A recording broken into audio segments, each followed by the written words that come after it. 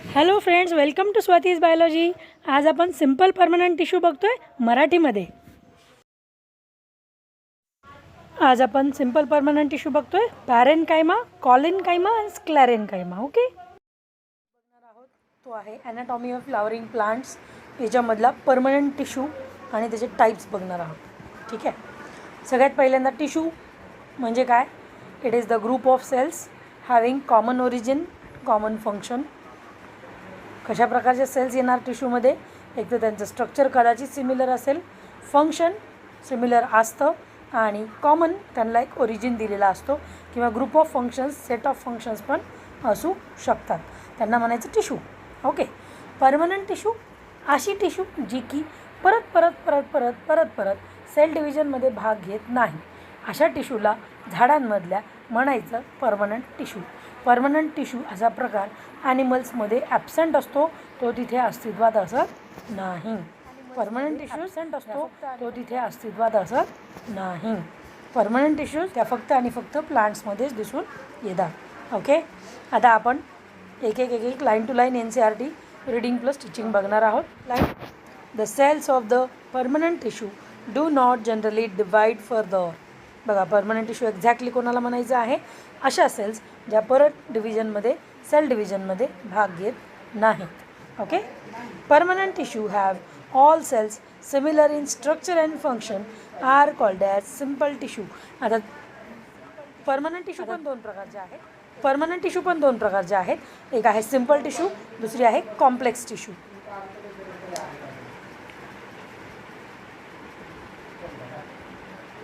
दुसरी आहे complex tissue. ठीक आहे, सिम्पल टिश्यू कोणाला म्हणायचं? The cells which have similar structure, similar function, that are called as simple tissues. Got it? Permanent tissues have many different types of cells are called as complex tissues. जसं आत्ताच सांगितलं, similar एक प्रकारचे cells असतील तर simple tissue, अनेक प्रकारचे cells permanent tissue. त्यांना म्हणायचं ज्यांच्यामध्ये अनेक प्रकारच्या सेल्स एकत्रितपणे काम करत आहेत, ज्यांनी सेल डिव्हिजन सोडून दिलेलं आहे आणि एकत्र येऊन ते एक प्रकारचं फंक्शन परफॉर्म करत आहेत. ओके, त्याचे जर टाईप्स बघितले परमनंट टिश्यूचे तर सिम्पल टिश्यू आणि कॉम्प्लेक्स टिश्यू. तर आता आपण सिम्पल टिश्यूचे टाईप्स बघणार आहोत. सिम्पल टिश्यूचे टाईप्स जे आहेत पॅरेनकायमा, कॉलिनकायमा, स्क्लेरेनकायमा, हे तीन प्रकार आहेत सिम्पल टिश्यूजचे. ठीक आहे, a simple tissue is made up of only one type of cells. आत्ताच आपण परत तेच वाक्य वाचलं. Simple tissue is made up of only one type of cells. The various tissue, simple tissue in plants are parenchyma, collenchyma, sclerenchyma. तीन नावं आहेत permanent टिश्यूजचे, सिम्पल परमनंट टिश्यूजचे: पॅरेनकायमा, कॉलिनकायमा, स्क्लेरेनकायमा. आता एकेकाचं कंटेंट आपण बघूया. ठीक आहे, parenchyma forms the major component within the organs. The cells of parenchyma are isodiametric. आता आयसोडायमॅट्रिकचा अर्थ बघायचा असेल तर डायग्राम बघायचं. The parenchyma tissue isodiametric means, आयसोडायमॅट्रिकचा अर्थ काय होतो की बरेचसे सेल्स असणार पण त्यांचा डायमीटर जे आहे तर ते आयसो असणार. Iso means similar. The cells have similar diameter are called as isodiametric cells. Okay, next point. They may be spherical, oval, round, polygonal or elongated shape. Spherical, round like, oval, अंडाकृती, round, गोल गरगरीत, polygonal, जास्त axis, जास्त edges असलेली किंवा जास्त कोपरे असणारी, और elongated म्हणजे लांबट आकाराची असणारी, अशा पॅरेनकायमा सेल्सचे शेप्स असू शकतात. Okay, their walls are thin and made up of cellulose. आता हा पॉईंट एक्झामचा आहे. त्याचे जे वॉल्स आहेत ते कशाचे बनलेले आहेत केमिकली, असा क्वेश्चन विचारला जाऊ शकतो. So you should be very clear that parenchyma has cellulosic cell wall. Okay, they may be either closely packed or have small intercellular spaces. The cells may be closely packed or have small intercellular spaces. परत diagram बघूयात. बघा, आता diagram जर बघितली तर नीट लक्षात येतं काही ठिकाणी ती एकमेकाजवळ एकदम घट्ट पकडलेली आहे, चिटकलेली आहे, पण काही ठिकाणी त्याच्यामध्ये इंटरसेल्युलर स्पेसेस आपल्याला दिसतात, म्हणजे सेल्सच्या आजूबाजूला गॅप आहे काही ठिकाणी. ओके, ठीक आहे. The parenchyma performs various functions like photosynthesis, storage and secretion. आता याच्यावर पण क्वेश्चन विचारला जाऊ शकतो. पॅरेनकायमा काय काय करणार आहे? ग्रीन कलर दिसतो आहे आपल्याला सेल्सचा, त्यामुळे ते फोटोसिंथेसिस करतं. स्टोरेज ते बनवलेलं फूड स्टोअर करायचं काम करतं. सिक्रिशन ते स्टोअर केलेल्या गोष्टी सिक्रेटसुद्धा करण्याचं काम करतं. तर अतिशय महत्त्वाचा असा हा पॅरेनकायमा टिश्यू झाडांमध्ये प्रेझेंट असतो. त्याचं मेन फंक्शन्स जसं आता आपण बघितलं तेच आहे. आणि जागोजागी प्रत्येक एरियामध्ये झाडाच्या जर का स्टोरेज ऑफ फूडची गरज आहे, जर का फोटोसिंथेसिसची गरज आहे, जर का सिक्रेशनची गरज आहे, तिथे पॅरेनकायमा हा available. The collenchyma occurs in the layers below the epidermis and in most dicotyledonous plants. Collenchyma कुठे सापडतो आहे? एकतर डायकॉटिलिडॉन प्लांट्समध्ये. डायकॉटिलिडॉन प्लांट कोणाला म्हणायचं? ज्यांचे काही डायकॉट्स आहेत, दोन कॉटिलिडॉन्स प्रेझेंट आहेत. जसं की सीड्समध्ये कॉटिलिडॉन्स प्रेझेंट असतात. अशा कुठल्या सीड्स आहेत ज्याच्यात दोन कॉटिलिडॉन प्रेझेंट आहेत? इक्वल पार्ट्स ज्याचे दोन होऊ शकतात. शेंगदाणा आहे, हरभरा आहे, सगळ्या डाळी आहेत, ह्या सगळ्यांचे आंबा आहे, या सगळ्यांच्या सीड्स आहेत, त्यांचे दोन इक्वल पार्ट्स होऊ शकतात. म्हणून त्यांना डायकॉटिलिडॉनस प्लांट्स म्हणायचं.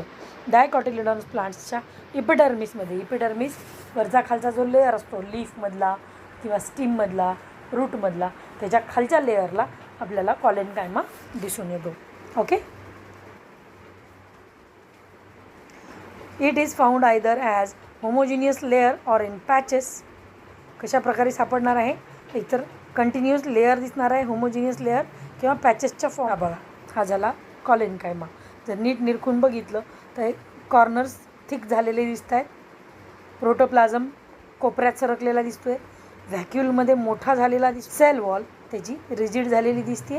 व्हॅक्यूलनी सगळी जागा त्या सेलची ऑक्युपाय केलेली दिसते. ओके.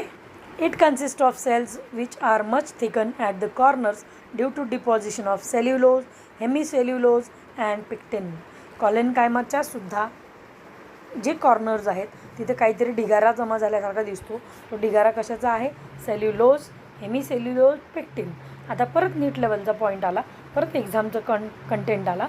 तिथे कशाचं डिपॉझिशन सापडते आपल्याला? Cellulose, hemicellulose and pectin. Okay.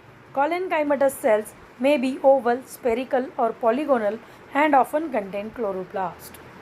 यांच्याकडे पण क्लोरोप्लास्ट असू शकतो.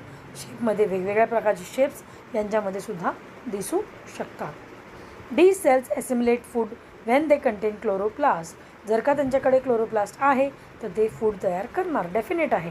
जिथं क्लोरोप्लास्ट आहे तिथं फोटोसिंथेसिस आहे, जिथं फोटोसिंथेसिस आहे तिथं फूड ॲसिम्युलेशन चालू राहणार. Intercellular spaces are absent. आता परत डायग्रामकडे आपण वळूयात. डायग्राम जर तुम्ही नीट परत बघितली, इथं कुठं गॅप वगैरे दिसतोय का दोन सेल्सच्या मध्ये?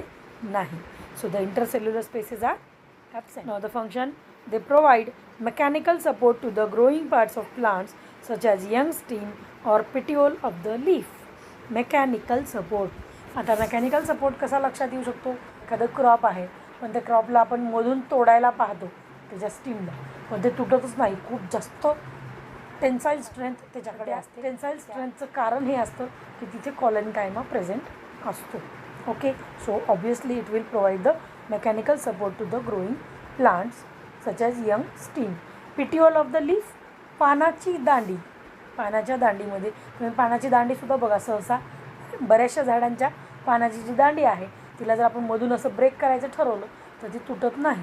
का तुटत नाही? Because of the कॉलिनकायमा.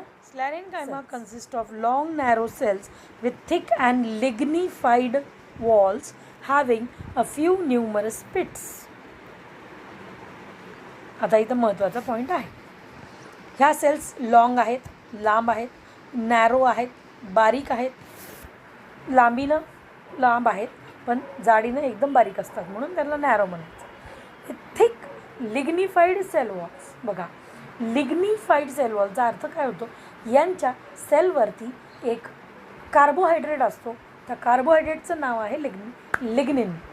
त्या कार्बोहायड्रेटचं नाव काय आहे? लिग्निन. आणि या लिग्निनच्या जमा होण्यामुळे तिथे ढिगारे जमा होतात सेल वॉलच्या वरती, आणि म्हणून ह्या सेल्सला किंवा या टिश्यूजला कडकपणा येतो त्या लिग्निनच्या डिपॉझिशनच्या मुळे. ओके. बघितलं तर मध्ये ल्युमिन आहे, रिकामा गॅप आहे, पण सेल वॉल जी आहे ती एकदम जाड झालेली दिसते. ओके, तर हे सेल वॉल का जाड झालेली दिसते? कारण तिथे लिग्निनचं डिपॉझिशन झालेलं आहे. जो पिंक कलरचा रिजन आहे दॅट इज लिग्निन, रेड कलरचा जो रिजन आहे दॅट इज सेल वॉल. मध्ये ल्युमिन बघा किती छोटा उरला आहे हां, आणि त्याच्यामध्ये जे छोटे छोटे गॅप्स आहेत दॅट आर द पिट्स, छोटे छोटे रकाने फार तयार होतात. पण ल्युमिन छोटा झालेला आहे कारण लिग्निनचं डिपॉझिशन खूप जास्त झालेलं आहे. आता साहजिक आहे, एवढीशी सेल आहे आणि त्या सेलच्या मध्ये इतकं सगळं जर लिग्निन डिपॉझिट झालं तर सेलला जिवंत राहण्याचा काही चान्स उरत नाही. त्यामुळे आणि फक्त त्यामुळे स्क्लेरेन्काइमा जो आहे तर थोडंफार मॅच्युरिटी सेलमध्ये आली की ते संपून जातात. They are usually dead and without protoplast. आता प्रोटोप्लास्ट म्हणजे काय? सेल आणि सायटोप्लाझम, न्यूक्लियस आणि सायटोप्लाझम. प्रोटोप्लास्ट म्हणजे काय? न्यूक्लियस आणि सायटोप्लाझम. आता इथं काय सांगतं हे? देज आर युजली डेड म्हणल्यावर तर प्रोटोप्लास्टचा विषयच येत नाही. त्याच्यामध्ये प्रोटोप्लास्ट ॲबसेंट असतो. म्हणजेच काय ॲबसेंट असतं? न्यूक्लियस आणि सायटोप्लाझम.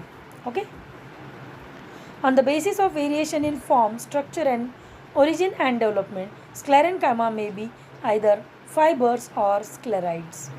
आता या सगळ्यांचा विचार जर केला, कशाचा स्ट्रक्चर आले, एक आहे फायबर, दुसरा आहे स्क्लेराइड्स. फायबर कसा आहे? Thick walled, elongated and pointed cells generally occurring groups in various parts of the plant. Fibre कसा आहे? थिक वॉल्ड आहे, जाड आहे, त्याची वॉल इलॉंगेटेड आहेत, लांबट आहेत, पॉइंटेड आहेत, टोकदार आहेत, जनरली ऑकरिंग इन ग्रुप्स, बंडल्सच्या फॉर्ममध्ये सापडतात वेगवेगळ्या झाडांच्या मध्ये. ठीक आहे. स्क्लेराइड्स एक्झॅक्टली त्याच्या अपोजिट आहेत. The sclereids are spherical, oval or cylindrical, highly thicken dead cells with very. आता स्क्लेराइड्स कशा आहेत? Dead cells. याच्यावरती तुम्हाला क्वेश्चन विचारला जाऊ शकतो. Okay. Dead cells with very narrow cavity that is lumen. These are commonly found in the fruit walls of nuts, pulps of fruit like guava, pear, sapota, seed coats of legumes and leaves of tea. Sclereids बघा कुठे कुठे सापडत आहेत? Walls of nuts. आता nuts म्हणजे काय? ड्रायफ्रूट्सचे जे outer coating आहेत ते कडक असतात खूप, त्याच्यामध्ये स्क्लेराइड्स सापडतात. Pulp of fruits like guava, pear and sapota. Sapota नावाचं एक फळ आहे, पियर नावाचं एक पेरूसारखंच फळ आहे, गुआवा म्हणजे पेरू. या सगळ्यांचा जो गर असतो, जो की खाल्ला जातो, त्याला म्हणायचं pulp of the fruits contain that type of fibre. Seed coats of legumes, डाळींचे जे छिलटे असतात त्या छिलट्यांमध्ये स्क्लेराइड्स आहेत.